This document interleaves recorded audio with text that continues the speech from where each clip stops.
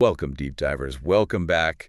We're ready for another journey, sifting through, a really fascinating stack of sources today. Yeah, We're def. pulling out those nuggets of knowledge, the things that can genuinely reshape how you see the world, maybe even your place in it. Hmm. Today, our mission really is to uncover how people across history, even in our own lives, how they truly unlock their potential, Yeah. how they find that deep sense of purpose and create real impact. Right. And often the key seems to be the shift in perspective. Exactly. A shift in perspective and then committing to action, even when things look, well, pretty tough or unclear. And the sources we've pulled together for this deep dive, they're incredibly diverse. I mean, really spanning the ages. Yeah. We've got ancient Greek philosophy looking at rhetoric, virtue, the whole idea of the good life. Okay.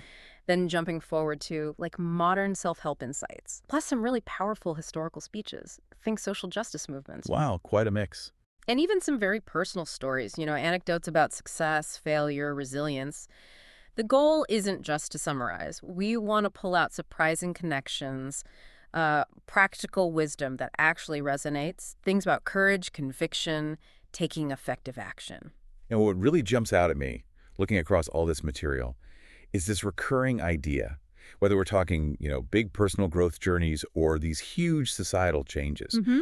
The whole thing often kicks off with something that feels almost, well, deceptively simple. Like what? Like just changing how you see things, how you perceive the opportunities, the resources, even the problems right in front of you. And maybe how you see yourself in that picture. Absolutely. It's about realizing that the amazing stuff, the potential, isn't always out there somewhere. Sometimes it's surprisingly close, right under our noses. So let's start right there. Let's really dig into this classic story that illustrates that perfectly. Russell H. Conwell's Acres of Diamonds. Ah, yes, a foundational one. Conwell, his whole life was about uplifting people. Yeah. Right? And he told this story countless times. So picture this, a farmer in Pennsylvania. Okay. And this guy is just consumed by the idea of getting rich. Yeah. He dreams of finding diamond mines, striking it big. But here's the thing. He's convinced that kind of fortune, it has to be far away. Exotic lands, The grass is always greener. Totally. So driven by this ambition, he sells his farm. Now, he wasn't completely reckless. He did get another job collecting coal oil up in Canada where oil was first found. Yeah, in a practical step. But his real passion, his obsession, diamonds, precious stones, he travels the world, searches for years apparently. And what happens? He comes back home eventually, Right. broke, broken. The whole grand quest, nothing. And this is where the story just twists the knife, doesn't it? The irony. Oh, absolutely. Because not long after he leaves his old place, the new owner, Yeah. he's just going out to dig potatoes. Potatoes that were already in the ground, mind you, an existing resource. Right. And as he's pulling a basket through this old stone fence, the kind they built back then to save on gates and use up field stones, he spots something wedged in the wall right by the gate, a big block of native silver, like 8 inches square, not small, Well, a really significant deposit. And the kicker, the tragic twist, the original owner, the guy who sold the farm to chase mineral wealth, yeah. he was supposedly a professor of mineralogy, born and raised on that land, walked past that spot thousands of times. Conwell even says he'd polish the stone with his sleeve until he could see his reflection in it. No way. Polishing a fortune without recognizing it, the wealth he spent years searching the globe for was literally right there on his own property. No. And he just couldn't see it. That's just wild, the sheer closeness of it, right where you probably sat to sign the papers to sell the place. It's such a powerful metaphor, isn't it? It really forces you to ask, how often do we do that? Overlook amazing opportunities or resources or even our own skills just because we think the real prize has to be somewhere else. Conwell nailed it when he said, it makes not so much difference where you are as who you are. Yeah. He basically said if you can't get rich in Philadelphia, you probably won't make it in New York either. It's not the place, it's the person. Your perception, your drive. He had another story too, didn't he? About a woman looking for wealth. Yeah, and she was told something like, your wealth is too near to you. You were looking right over it, because it was, metaphorically, right under her chin. So for everyone listening, maybe take a second, reflect on that. What acres of diamonds might you be overlooking right now? In your job, maybe. Your community. Your own abilities. It's a simple question, but man, the answer could change everything. And this idea of overlooked opportunities, especially when it comes to wealth, it leads right into Conwell's, well, let's say slightly controversial take on money itself. Yeah, he wasn't shy about it, was he? Not at all. He argued pretty boldly, money is power, and you ought to be reasonably ambitious to have it. Why? Because you can do more good with it than you could without it. Okay, so a justification for ambition. Exactly. He listed all the practical things money does. Printed your Bible, money builds your churches, money sends your missionaries, and money pays your preachers. He even pointed out, kind of bluntly, that you wouldn't have many preachers if you didn't pay them. Right. He saw a higher salary for a minister, not as greed necessarily, but as enabling them to do more good assuming. And this was his key point. His spirit be right to use it for what it is given to him. That challenged a lot of thinking back then. It really does, because it tackles that ingrained idea about wealth and morality head on. Conwell took pains to clarify that Bible verse people always trot out. The root of all evil one. Yeah. He stressed it's not money itself, it's the love of money, making it an idol. You know, the miser who hugs the dollar until the eagle squeals. Right, the hoarding, the obsession, that's the problem, not the money itself if you use it for good. Which completely flips the script on ambition for wealth. Is it good? Is it bad? Conwell actually called it a Christian and godly duty to get rich honestly, if you plan to use it for service, for making things better. It's a sharp distinction. Money as a tool for impact versus money as the end goal. He even made that pretty stout statement, didn't he, about poverty? He did. Something like, there is not a poor person in the United States who was not made poor by his own shortcomings or by the shortcomings of someone else. It is all wrong to be poor anyhow. Which, you know, sounds incredibly harsh today, especially thinking about systemic issues. Absolutely. And we have to read it in context. But I think his core message wasn't really about blaming victims. It was more about empowering people, telling them not to just accept poverty, but to recognize their own power to create wealth and then, crucially, use that wealth to benefit society. So it challenges us to think about the purpose behind our ambitions. Yeah. If we find those acres of diamonds, what are we going to do with them? That's the critical question, isn't it? It's not just having it, it's the intention, the impact. Which leads us beautifully into Earl Nightingale's big idea. He internalizes this whole concept of untapped wealth. Okay, how so? Nightingale talks about the human brain. He calls it the bottomless, richest of all minds, this priceless resource that is given free to each human being at birth. Wow. He paints this amazing picture of it as a gold mine between your ears, capable of, Shakespeare's plays, building massive bridges, harnessing the sun's energy, things most of us barely even scratch the surface of using. So the brain is the real mine. That's his point. He says, absolutely convinced everything you and I will ever have will come to us as the result of the way we use our minds. Our greatest asset isn't out there somewhere, it's in here. Our capacity for thought, creativity, imagination. Okay, so if Nightingale's right, then the ultimate acre of diamonds, the real source of wealth and potential, it's not a literal diamond mine, not even that silver block in the fence. It's inside us. It's our mind. Exactly. That feels incredibly empowering, actually. Nightingale puts it so well when he says, nothing has yet been done perfectly. Everything in the world remains to be done or done over. That's not pessimism. Not at all. It's pure optimism, right? It means there's always, always room for new ideas, for creativity, for improvement in everything. Continuous opportunity. That continuous chance for creative thought, finding new solutions, inventing things, building, rethinking, that's the real gold mine. Always waiting for us to start digging. It really underscores that progress, scientific breakthroughs, amazing art. It all comes from us consciously using our minds. And it's not like a resource that runs out. It keeps renewing itself. Yeah. Infinite possibilities if we just learn how to tap into it. It's about shifting perspective again, isn't it? Mm-hmm. Seeing the potential not just out there, but in this incredible computer we carry around in our heads. Okay, so if our minds are this amazing gold mine, this source of endless opportunity, what's the secret then? What's the key to actually unlocking it, to making that potential real? Well, Earl Nightingale, in his famous recording, The Strangest Secret, he really drills down to the absolute core. He says simply, a man's life is what his thoughts make of it. And look, this isn't some new age fluff. It's a truth echoed by thinkers for thousands of years. But like who? Marcus Aurelius, the Roman emperor, basically said the same thing. Disraeli, the British prime minister, he believed deeply that a human being with a settled purpose must accomplish it, that nothing could resist a focused will. Emerson too, right? Emerson, yeah. A man is what he thinks about all day long. And William James, the psychologist, he called it the greatest discovery of his time. Human beings can alter their lives by altering their attitudes of mind. He even pushed it further, didn't he? Saying if you really want something exclusively. Exactly. If you truly care enough for a result, you'll likely get it. Wealth, learning, goodness, if you wish for that one thing intensely and not 100 other things just as strongly. And there are even older roots, like in the Bible. If thou canst believe, all things are possible. Mark 9.23. It's this incredibly consistent message across time and cultures. Belief, focused intention, it's a seriously powerful force. But Nightingale knew that just knowing this wasn't enough. Why don't more people use it?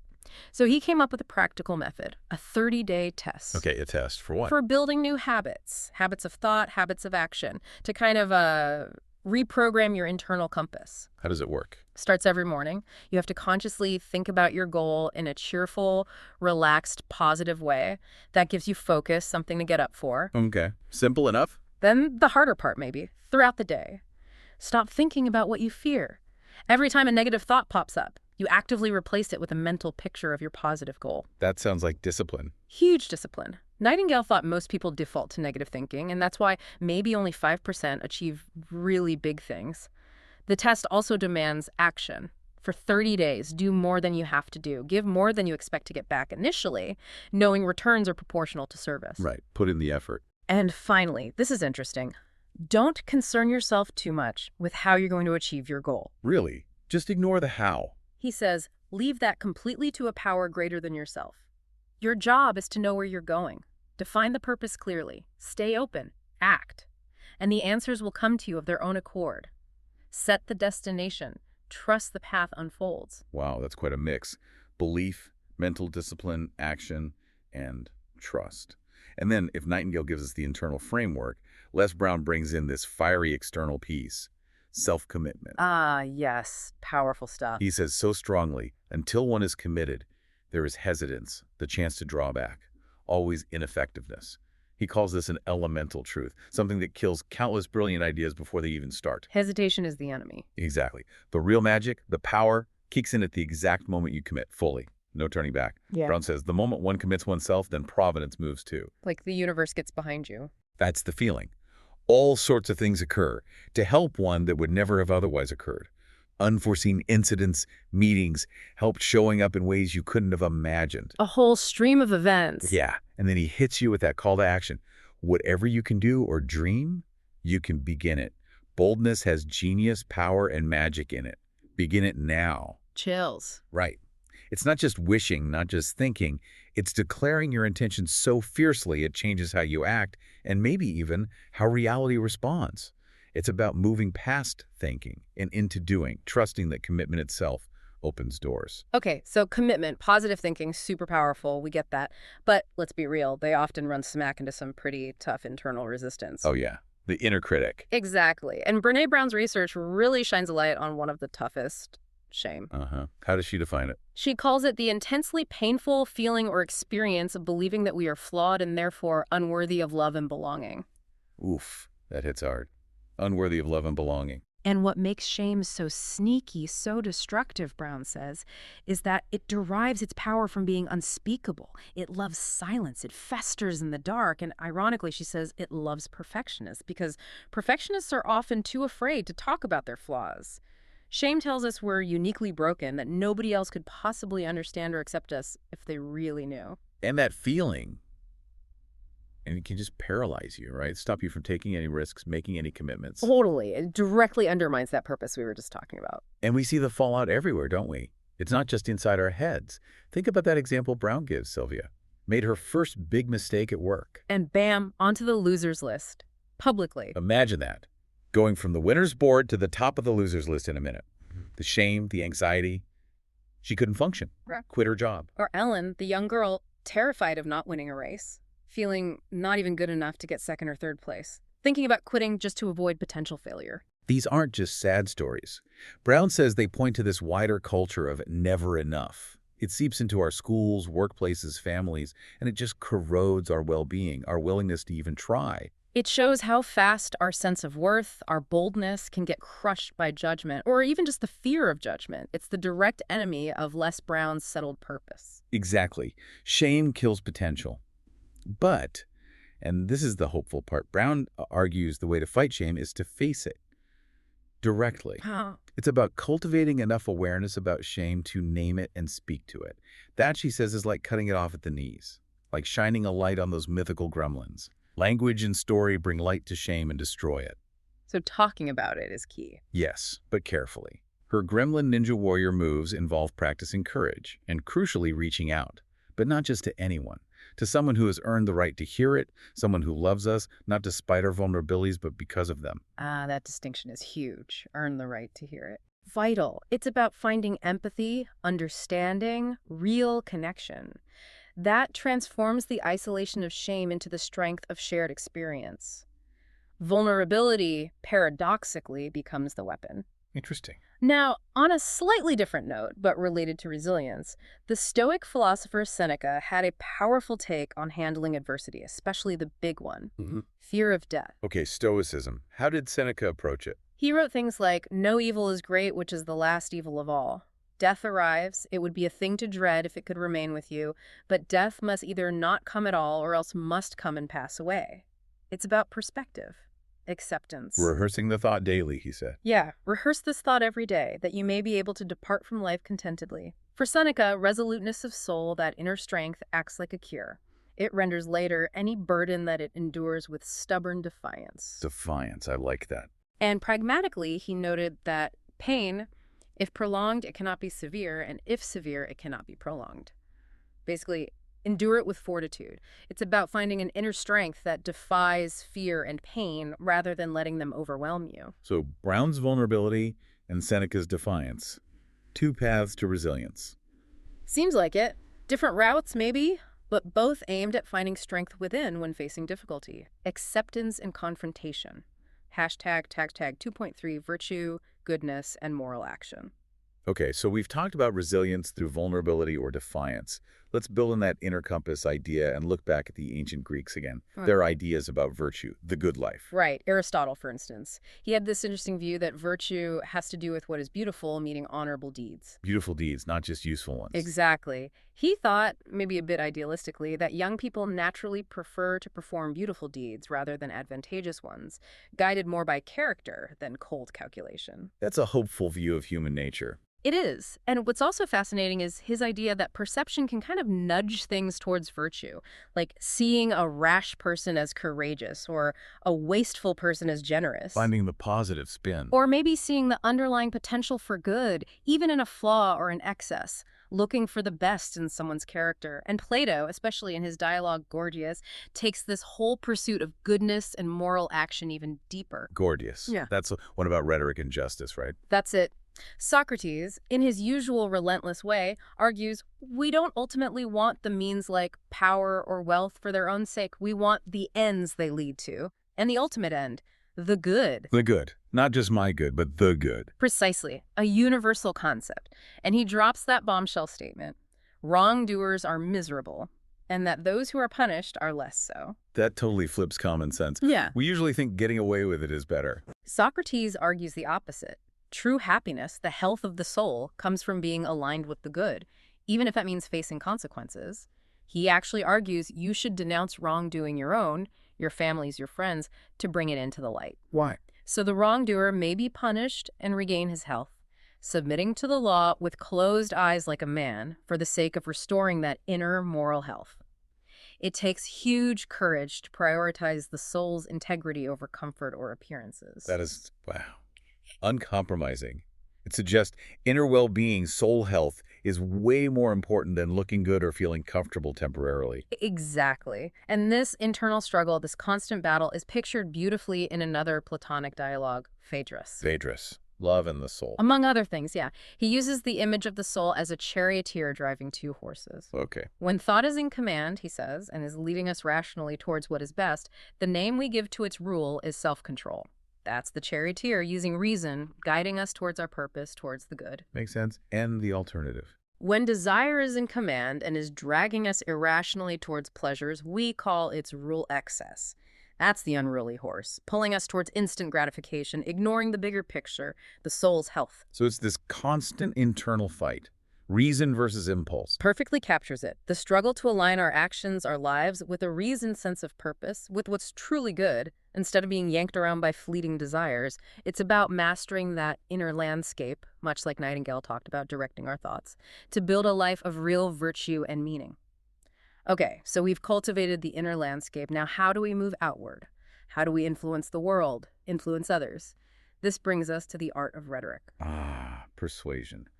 A powerful tool, but sometimes a tricky one. Definitely tricky. The ancients knew it. Aristotle, in his rhetoric, didn't see it as just trickery, though. He saw it as a systematic study of enzymes. Enthymes. Remind me. Persuasive arguments where maybe one premise is left unstated. The audience fills it in, feels more ownership, more convinced. He actually saw rhetoric as related to philosophy, a preparatory study for logical argument. Oh, it had intellectual weight for him. Absolutely. And its purpose wasn't just for lawyers in court. It was for public assemblies where the judge, the audience member, is deciding based on his own interests. So you had to connect logically and personally. Right. Make it relevant. Then Quintilian, a Roman rhetorician later on, defined it as the power of discovering all means of persuading by speech. But he added a crucial piece. Without style cannot possibly constitute oratory. Ah, so how you say it matters just as much. Delivery, elegance. Exactly. Style gives it power. And this link between rhetoric, style, and emotion, that's where you really see its potential to move people, right? Not just convince their minds. Precisely. Cicero, the master Roman orator, talked about this vividly. The speaker has to make the audience feel things. Dolit ut oderit ut invidiat, to feel sorrow, hate, envy, fear, pity, even tears. Wow. Stirring deep emotions. But, and this is Cicero's key point, you can't fake it. Those emotions must be impressed upon and burned into the orator himself. You have to feel it to convey it authentically. Feel it to sell it, basically. In a way, yeah. Quintilian agreed. He noted arguments are often less suspect when thus disguised, with emotion and beautiful language. The charm with which it is expressed makes it all the more convincing. So it's not just clarity, it's authentic emotional connection, delivered powerfully.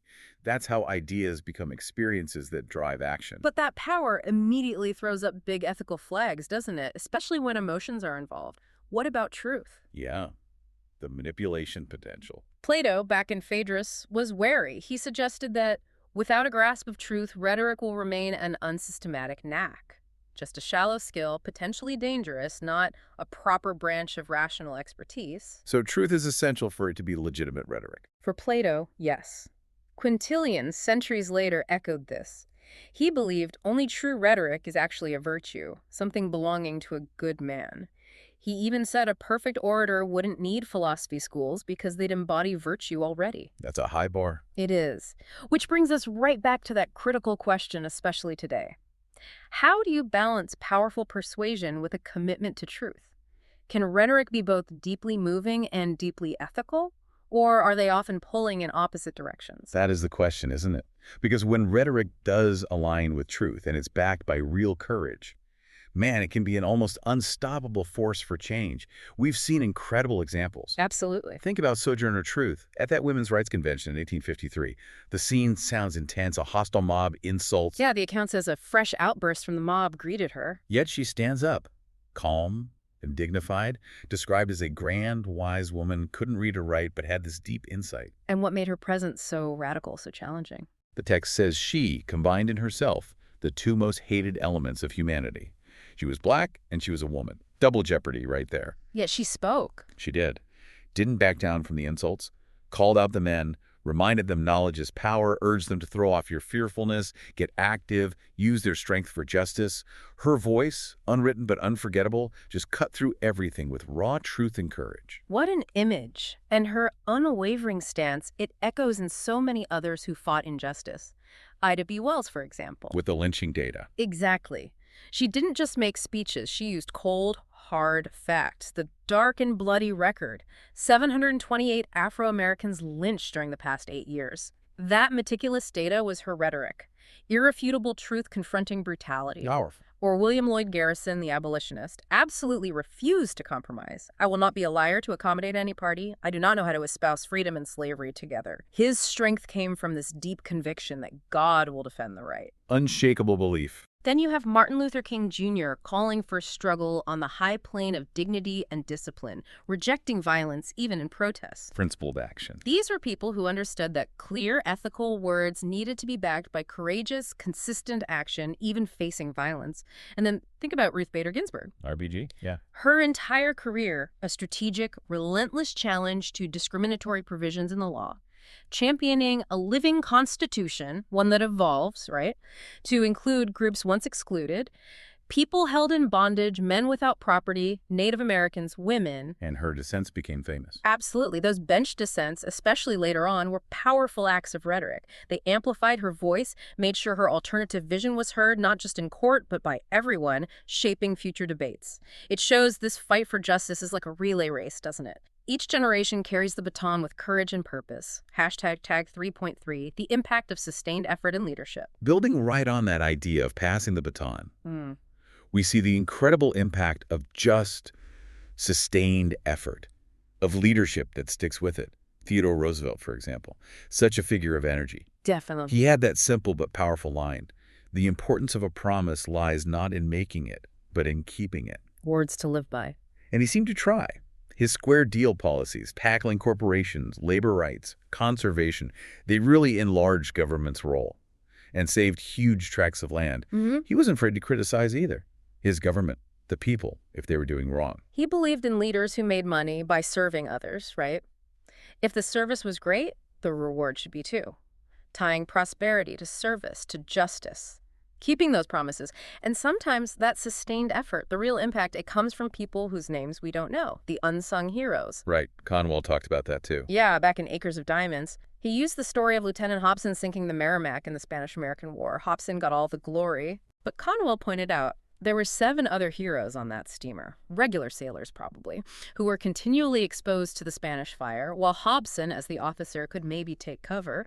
Yet Conwell asked his audience, could they even name those other 7? Probably not. Exactly. It highlights all the unseen work, the quiet bravery that makes big achievements possible. Conwell himself kind of embodied that, didn't he? How so? Even when he was old, well over 70, in pain, he kept traveling, going to tiny towns and distant states for small fees, places other famous speakers ignored. He felt the little places, the out-of-the-way places, most need a pleasure and a stimulus. Wow. That's dedication. Not for glory, but for broad impact. Living that purpose. That's such a great reminder. Our acres of diamonds aren't just about money, are they? They can be found in that kind of unrecognized service. And speaking of appreciating effort, big or small, I love that bit from Kurt Vonnegut. About his Uncle Alex. Yeah. His Uncle Alex, whenever things were just nice, simple things, like a pitcher of lemonade in the shade, he'd just say, if this isn't nice, what is? Simple but profound. Totally. Right. It wasn't just being content. It was like a little philosophical nudge. Pause. Be present. Appreciate this moment, this reward of life, of effort. It's a great antidote to just constantly striving, right? Connects back to Plato's idea of finding the good right now. Absolutely. Savoring the moment. But those moments of appreciation, they don't mean the striving stops entirely if you want sustained success. Ziglar put it well. What did Ziglar say? Something like, successful people get to the top because they identify their objectives, use their talents, and constantly sharpen them by dedication and hard work. Back to purpose and effort. Exactly. It reinforces that whole connection. Clear purpose, that inner compass. Consistent, dedicated action. Sharpening your skills. It's not luck, Ziglar said. It's pluck. Commitment plus objective-driven effort, honed over time. So from Teddy Roosevelt keeping promises, to Conwell's unsung heroes, to Uncle Alex's lemonade, the message holds, doesn't it? It really does. Yeah. Identify your purpose, work at it diligently, keep learning, keep refining who you are. That seems to be the enduring path to making a real difference. Hashtag tag outro. Wow. What a deep dive that was. We've really covered some ground. From Conwell's Acres of Diamonds, just urging us to see the opportunities already around us. That shift in perspective. To Earl Nightingale's Strangest Secret and Les Brown's call for commitment, The sheer power of belief in having a clear purpose, tapping that inner gold mine. Right, the internal drivers. Then navigating the tough stuff. Brene Brown on shame and vulnerability, Seneca on resilience through defiance. Facing the inner obstacles. And finally, the impact of action. The ethics of rhetoric from the Greeks and Romans. And those incredibly powerful voices for change. Sojourner Truth, Garrison, MLK, RBG. People who aligned words and deeds for justice. It seems so clear, doesn't it? Whether it's the personal growth or big societal shifts, these threads, perspective, purpose, belief, resilience, action, they're all woven together. Yeah, I think alignment is a great word for it. Unlocking potential isn't really about one single aha moment. It feels more like a continuous process, aligning what we believe inside with what we do outside, guided by purpose, willing to be vulnerable or maybe defiant when needed. Using that gold mine between our ears. Exactly. Using our minds, our efforts, not just for ourselves, but like Conwell pushed for greater service, understanding that our individual growth actually contributes to the whole picture. It's about constant learning, adapting, and just engaging courageously with the world. So as we wrap up, I want to leave you all with something maybe a bit more provocative. A thought from Elie Wiesel. He talked about memory, calling it a terrible dilemma. Out. He said, I would like you to remember. On the other hand, I know you cannot remember. He was thinking about the Holocaust, about the thousands of people, anonymous wanderers in the night, whose individual stories, whose potential he couldn't possibly recall. Lost. That's heavy. It is. And it makes me wonder, in our own lives, with so much information, so many experiences washing over us, how do we choose what to remember? And maybe more importantly, what do we choose to act on? Not just for our own benefit, but for those whose stories, whose potential might otherwise be forgotten. Those unsung heroes, those overlooked acres. What action will you take today? Maybe to shine a light on an overlooked acre of diamonds near you. Or to amplify an unsung voice that really needs to be heard. Go find your gold, folks. And then use it well.